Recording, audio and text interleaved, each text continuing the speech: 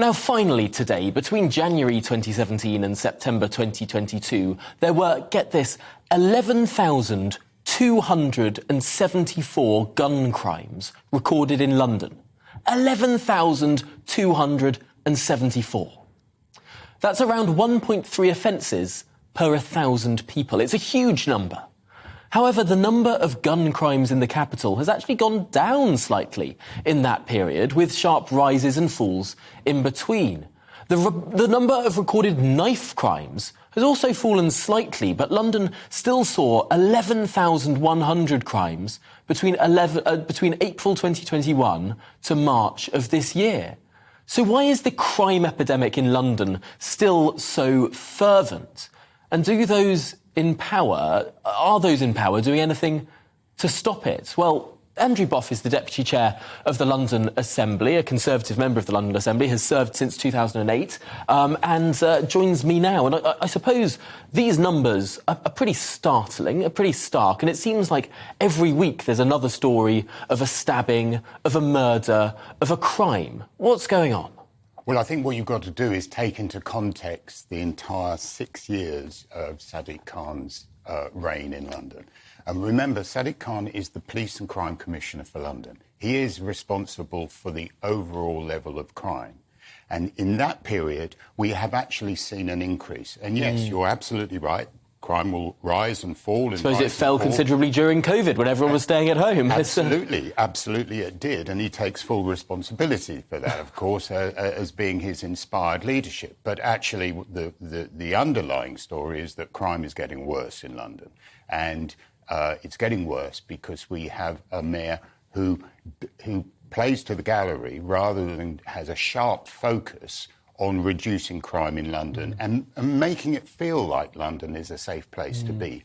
A lot of residents don't feel that it's a safe place to walk at night, and that's down to him.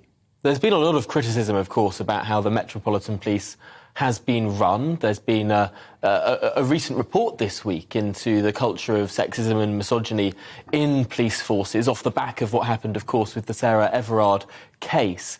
But also, we had a commissioner of the Met Police who was dismissed, who seemed to not get on well with the mayor. There seemed to be a big amount of tension there. Did that play into how things have been run? Well, it's very strange. Of course, the decline in some of those headline figures on crime actually were a result of the previous commissioner's work. So, and Sadiq Khan found himself in the peculiar situation of confirming her in office and then 6 weeks later deciding to sack her.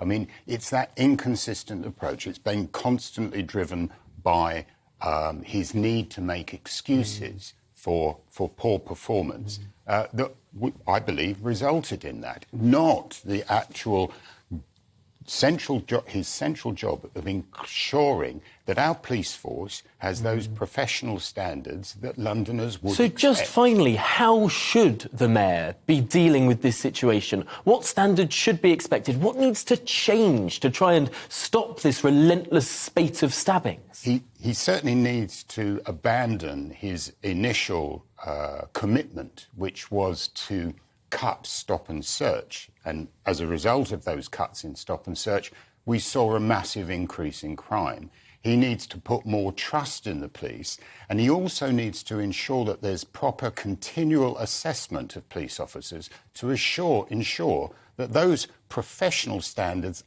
remain within the police force, because for every those rotten apples in the police force, who are a very tiny number, I should emphasise, they were allowed to infect the rest of the police force under his tenure. He needs a sharp focus on professional standards. He needs to start doing his job. Wish he'd been doing it for the past 6 years.